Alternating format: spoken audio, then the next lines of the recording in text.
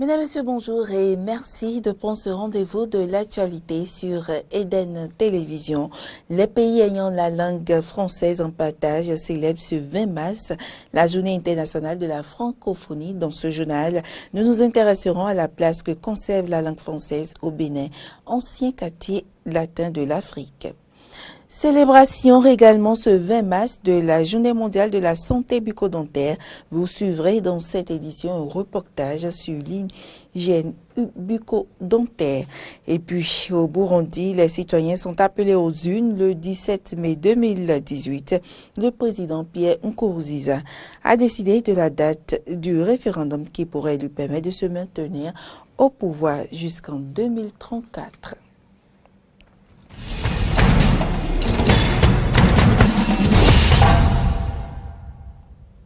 Bienvenue dans ce journal. Ce 20 mars, les 300 millions de locuteurs francophones dans le monde entier vont célébrer, célèbrent la journée internationale de la francophonie au Bénin, pays anciennement qualifié de quartier latin de l'Afrique, pour l'amour et la maîtrise de la langue française par nombre de ses ressortissants. Quelle place tient encore la langue de Molière aujourd'hui? Fréjus Sermon s'en est posé la question. Sa réponse à travers ce reportage. La langue française, langue officielle du Bénin héritée du colonisateur, est le trait d'union entre les quelques 46 ethnies du pays et leurs 56 langues locales. La déclaration de Cotonou au thème du 6e sommet de la francophonie en 1995 a pris le pari de faire rayonner l'organisation, par conséquent la langue française dans le monde. En 2018, déjà au Bénin, on se demande bien quelle est la place du français dans le quotidien des Béninois. On parle français au travail, mais quand on sort de ce cadre-là, donc on s'exprime en fond, on parle de nos vies, ce qui se passe autour de nous. Il y a des administrations où on s'exprime en fond. En fond, si tu leur parles français, elles vont te répondre en fond. Donc, ou bien d'autres langues nationales, bien sûr. Même en classe aujourd'hui, dans les primaires, les maîtres et les maîtresses parlent la langue fond, ou bien la langue, les langues nationales avec nos petits frères et sœurs. Et pour cause. Il y a ce qu'on peut appeler un regain de nationalisme linguistique. De plus en plus, le peuple se dit je veux faire la promotion de ma langue aussi. Mais la langue française compte toujours dans ses rangs des passionnés. La langue française, il faut avouer que dans mon quotidien, occupe plus de 90%. Et que chaque matin, chaque soir, chaque nuit, un peu partout où que je sois avec mes amis, au boulot, partout, c'est le français.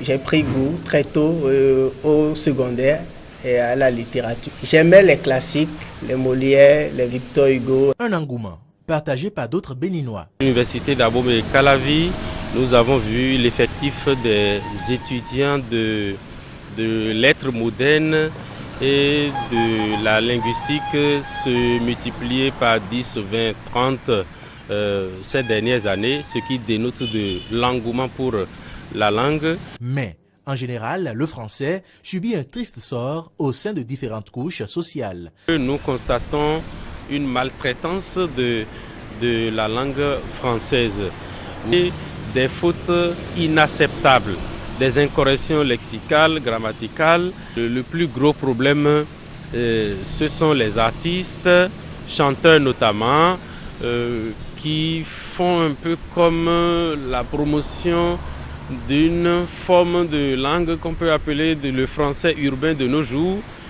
et ces chansons tournent en boucle sur nos radios et télévisions et sont relayées. On dirait même que le grand public est demandeur de ce mauvais français-là. Un public souvent excusable. Il y en a qui n'ont jamais été à l'école, qui n'ont pas trop été à l'école, mais qui s'expriment en français. Ceux-là ne respectent pas vraiment les règles. On les comprend. De façon courante, le plus important est de faire passer un message, qu'on se comprenne.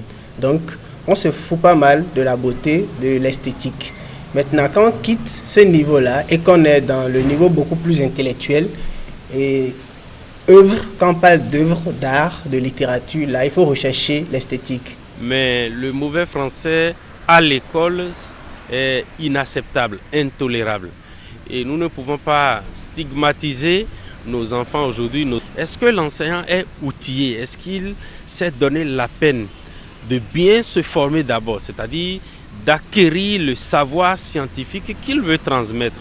Et c'est sur ce terrain, si elle n'y prend garde, qu'elle perdra davantage sa place avec l'introduction de l'anglais au primaire par le régime du président Patrice Athanase-Guillaume Talon. La journée mondiale de la santé bucco-dentaire est également célébrée ce 20 mars. Le thème de cette année est libellé comme suit, dit A. Pense à ta bouche, pense à ta santé. Que comprendre de ce thème, Dr Macorel Katraye, chirurgien dentiste et président de l'Association des dentistes du Bénin, nous l'explique au micro de Mori Ano Agua et Fiacre Voitan. Tchébessi Amavi ressent depuis quelques jours des maux de dents. Il a l'habitude de se faire soigner à l'hôpital d'instruction des armées de Cotonou. Il se dirige vers le service d'odontostomatologie pour sa prise en charge par un médecin. Souvent, j'ai la malaise à la dent, ça me fait du mal. Depuis avant-hier, ça a repris encore. Donc je dis, je vais me diriger vers eux pour me faire soigner. Comme Tchébessi, de nombreuses personnes souffrent d'une affection bucco-dentaire. Certaines ignorent l'attitude adoptée dans ces conditions, qui est de se faire examiner. Après l'avoir examiné, on constate qu'il a une dent qui est carriée là, une dent qui est fracturée du fait de la carie. Et en dehors de ça, il a beaucoup de taches qui sont sur les dents, qu'on peut voir là. Et coloration et les calcifications noirâtres et jaunâtres qui sont autour de ces dents.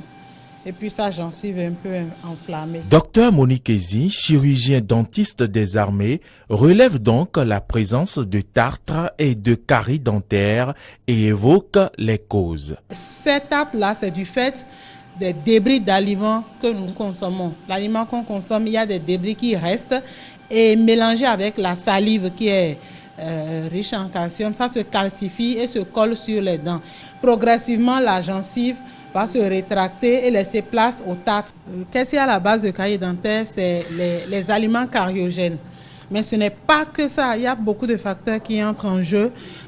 C'est consommation d'aliments cariogènes. Les aliments cariogènes, c'est la plupart de ce que nous mangeons, hein, parce qu'il y a du sucre dans la plupart de ce qu'on mange, ou un aliment collant, ça peut rester sur la dent. Et quand c'est collé sur la dent et qu'au bout d'une certaine heure, il n'y a pas un brossage qui permet de nettoyer ce débris d'aliments-là, les microbes qui sont en bouche s'y attaquent et creusent la dent en bouffant l'émail de la dent et créent la cavité de carie au niveau de la dent. La prise en charge immédiate de Tchébessi va se faire par un détartrage et le traitement de sa carie. Alors, le détartrage consistera à enlever tout le tartre qu'il y a sur les dents, tout ce qui est jaunâtre, noirâtre, ça dépend de l'alimentation, la couleur peut varier. Ça peut être jaune, noirâtre, etc. Il faut enlever tout ça.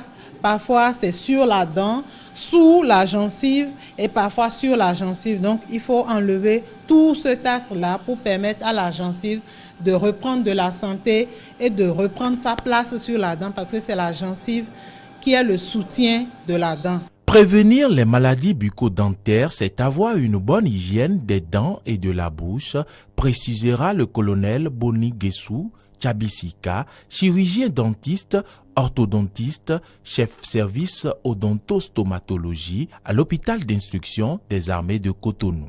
Nous devons éviter les aliments qui sont plus aptes à créer la carie et nous devons pouvoir bien brosser les dents pour que la charge microbienne ne soit pas un facteur de risque. Il faut aussi avoir une bonne technique de brossage. Pour bien se brosser les dents, il faut faire mâchoire par mâchoire. Il ne faut pas serrer les dents et faire les deux à la fois. Donc, lorsque vous avez ouvert votre bouche comme ça, votre brosse en main, il faut pouvoir brosser verticalement de la gencive vers la dent. Cela veut dire en haut, du haut vers le bas et en bas, du bas vers le haut. Par contre, sur les surfaces qui mastiquent, vous pouvez faire un brossage horizontale de va-et-vient. Ça, c'est ce qu'il faut éviter vers l'extérieur, c'est-à-dire vers la gencive. Il ne faut pas brosser comme ça, parce qu'en général, là, la brosse abîme les dents au niveau de leur col. Donc c'est pourquoi il faut brosser comme ça. Et un autre avantage, quand vous brossez comme ça, c'est que vous avez plus de chances de nettoyer entre les dents. Voilà, comme ça. À l'intérieur, même chose. Vous pouvez aussi utiliser un mouvement de rotation. C'est-à-dire que vous pouvez prendre votre brosse et tourner sur les dents, comme ça.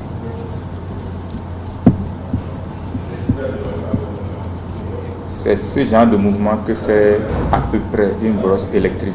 Donc, une brosse électrique est très bien parce que vous n'avez pas besoin de faire tous ces mouvements ou comme ça. Vous posez la brosse seulement et puis les poils tournent et nettoient bien la dent. Mieux se porter dans la bouche nécessite plusieurs précautions comme s'informer pour savoir prévenir les maladies, se rendre une fois par an chez un dentiste pour se faire examiner.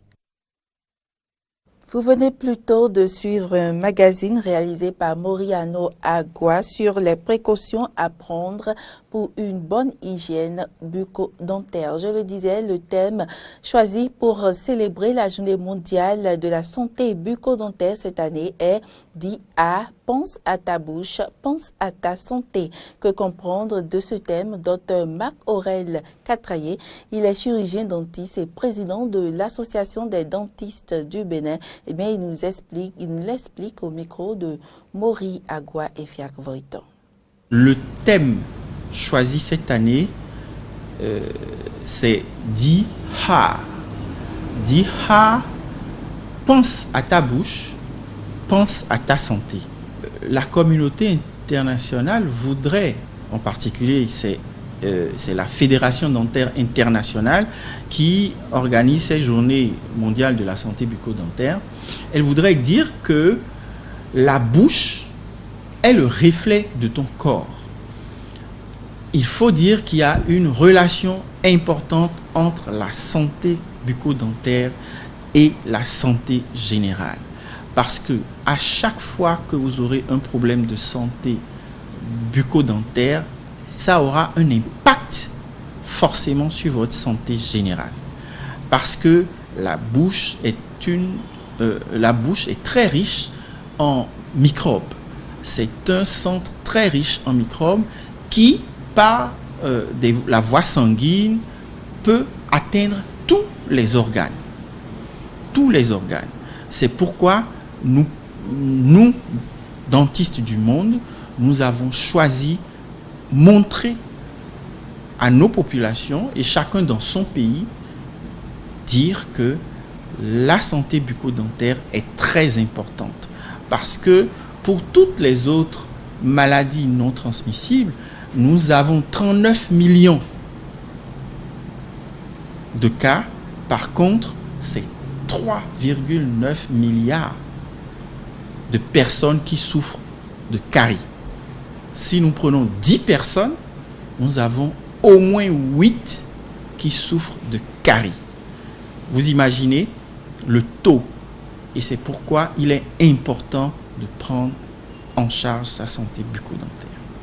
Je voudrais, par votre canal, par le canal de la télévision Eden TV, inviter nos populations à visiter les dentistes, mais avant déjà de savoir prendre leur bouche en charge en se brossant tout au moins le soir avant de se coucher et en changeant leur brosse tout au moins tous les 2 mois. Oui, et puis vous le savez certainement déjà, le verdict du tribunal de première instance de Cotonou dans le dossier des faux médicaments a précédé la suspension pour 6 mois de l'ordre des pharmaciens du Bénin. Depuis, le débat se poursuit sur l'opportunité des mesures gouvernementales. Je vous invite à suivre à nouveau le ministre de la Justice et de la Législation sur ce que le gouvernement appelle des mesures conservatoires. La situation dans ce secteur est à l'image de la situation générale dans le pays. la perte des valeurs. Celui qui a prêté serment pour sauver les vies préfère gagner de l'argent en faisant en sorte de vendre des produits qui ne passent même pas par le cordon douanier. Des produits qui ne sont même pas signalés par le cordon douanier. Des produits qui sont stockés à des températures inimaginables par des personnes qui n'ont pas appris à le faire. Des produits qui sont inoculés. Il faut que l'État revienne dans la cité. Il faut que le pauvre, le citoyen, à qui l'on demande d'aller chercher un médicament en pharmacie, puisse être assuré que le produit qu'il a acheté est le véritable produit, répondant aux normes, aux prescriptions. Il faut que le médecin qui soigne en vertu du serment qu'il a prêté. Il faut que les marchés dans lesquels nous achetons les produits que nous ingurgitons, ces marchés puissent nous vendre les produits de qualité. Mais cela dépend, il est vrai, de l'État. C'est pour cela que le Conseil des ministres a pris des mesures importantes. La revue profonde de la réglementation, de la législation, la réforme institutionnelle. L'on s'étonne de ce qu'un autre professionnel n'ait pas pu identifier cela, n'ait pas pu prendre des mesures de précaution, des mesures de prévention. Cela. Et donc, il y a ces réformes-là importantes. Et c'est pour cela que la mesure conservatoire a été aussi de suspendre l'ordre des pharmaciens. Non pas de dissoudre l'ordre des pharmaciens, de suspendre pour un délai de 6 mois. Délai dans lequel les réformes devront aboutir. Et c'est pour cela que, mesure conservatoire également, le gouvernement a décidé de retirer l'autorisation de mise en consommation, de mise en vente des produits de New Sésame et de faire retirer par conséquent les produits dans les officines. Puisque c'est sous cette appellation, c'est sur la base de cette autorisation, qui n'est qu'une autorisation de mise en vente, que l'on procède à l'importation supposée, laquelle importation n'est pas connue des autorités compétentes, ne passe pas par le cordon douanier. C'est en vertu de cette autorisation supposée que l'on procède au stockage dans les conditions que vous savez. Eh bien, le gouvernement a décidé d'appliquer le principe de précaution. Bien entendu, cette démarche sera généralisée à tous les secteurs pour lesquels la vie du citoyen est en cause. Des propos de Maître Joseph Diogbenou, ministre de la Justice et de la Législation, mais l'intersyndicale des pharmaciens ne l'entend pas de cette oreille. Selon elle, la responsabilité doit être partagée entre l'État et ses grossistes. Suivant les propos de Lovis Koupé-Medji, porte-parole de l'intersyndicale des pharmaciens du Bénin, quelques jours après la décision du gouvernement. Nous, pharmaciens du Bénin, réunis à Cotonou en Assemblée générale, sommes surpris du verdict. À l'audience du mardi 6 mars, il n'a jamais été démontré que les médicaments incriminés, qui par ailleurs disposent d'une autorisation de mise sur le marché, ont été falsifiés. La preuve en est qu'à la date d'aujourd'hui, les produits n'ont pas été rappelés des pharmacies et formations sanitaires et les autorisations de mise sur le marché n'ont pas été suspendues. Ce manquement aux procédures d'importation des produits de santé aurait pu être relevé par les services d'inspection de la direction de la pharmacie et sanctionné par la Chambre de discipline de l'ordre des pharmaciens. Malheureusement, la direction de la pharmacie est depuis des années défaillante et la Chambre de discipline quasi inexistante. Il s'agit alors d'une responsabilité partagée entre les structures de contrôle de l'État et les grossistes répartiteurs mis en cause. l'actualité sur le continent au Burundi, petit pays d'Afrique centrale, c'est fait. Le président Pierre Nkurunziza a fixé au 17 mai la date du référendum constitutionnel qui devrait lui permettre de se maintenir au pouvoir jusqu'en 2034 s'il le souhaite. Selon un décret présidentiel signé en ce sens ce dimanche, la réforme sera adoptée à 50% plus d'une voix, contrairement à ce que prévoit l'actuelle constitution qui fixe un seuil de 4/5 des députés ainsi qu'une majorité qualifiée des 2/3 du Sénat. Rappelons que l'annonce en avril 2015 de la candidature de Nkurunziza à un troisième mandat avait plongé le Burundi dans une crise politique qui a fait depuis au moins 1200 morts et plus de 400 000 déplacés. Plus d'un millier de pêcheurs se sont installés depuis décembre sur les îles du fleuve Ubangi pendant la saison sèche. Ils habitaient 300 km en amont avant que les violences des anti-Balaka, groupe autoproclamé d'autodéfense de la sous-préfecture de Satéma, dirigé par un chef nommé Joseph Korogo, ne les forcent à partir. Reportage. Comme chaque jour, Mathias s'installe sur sa pirogue pour arpenter le fleuve Ubangi, à la recherche de poissons. Mais depuis décembre, il ne pêche plus dans la zone qu'il connaissait.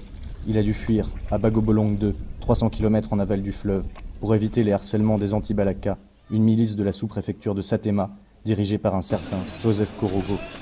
Comme lui, ils sont près de 500 à s'être installés dans des huttes de fortune, sur les îlots qui font face au village. Ces petits-là. Ce qui m'a énervé, c'est que cet homme, Korogo, a détruit l'école et l'hôpital. Lui, le Korogo, s'il voit une pirogue en train de passer, il envoie ses hommes pour ramasser tout ce qu'il y a dans la pirogue. Lui, quand tu passes dans le village, il te prend de force pour te vacciner avec des lames de rasoir. Et si tu refuses, il te brime.